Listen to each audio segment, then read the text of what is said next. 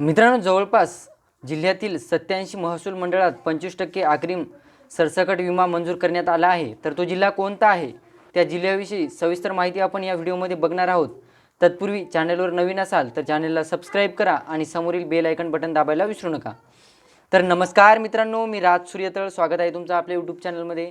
तर मित्रांनो, जवळपास 87 महसूल मंडळात जे पीक विमा होता ते मान्य करण्यात आलेला आहे आणि त्या विम्याविषयी आपण माहिती घेत आहोत।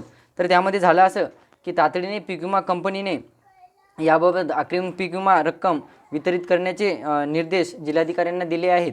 म्हणजे जिल्हाधिकाऱ्यांनी असं सांगितले की अग्रिम पीक विमा रक्कम ही तातडीने शेतकऱ्यांच्या खात्यावर वितरित झाली पाहिजे। त्याचबरोबर मित्रांनो, जिल्ह्यातील शेतकऱ्यांना तत्काळ मदत मिळणार आहे। म्हणजे आता लागलीच ही मदत शेतकऱ्यांच्या खात्यावर वितरित होणार आहे। त्यामध्ये बीड जिल्ह्यातील सरसकट पीक विमा वाटप सुरू 25% आगाऊ रक्कम शेतकऱ्यांच्या बँक खात्यात जमा होणार आहे।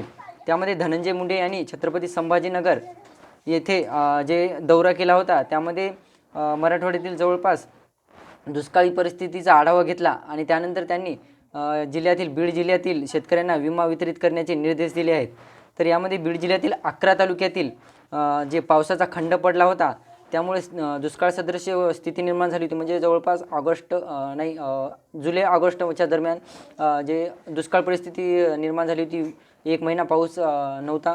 तर त्यामध्ये सर्व 87 महसूल मंडळात सर्वेक्षण करून पीक विम्यास पात्र करण्यात आलेले आहे। म्हणजे 87 महसूल मंडळात सर्वेक्षण केले गेले अगोदर, जे धनंजय मुंडे यांनी दुष्काळ परिस्थितीचा आढावा घेतला होता मराठवाड्यातील।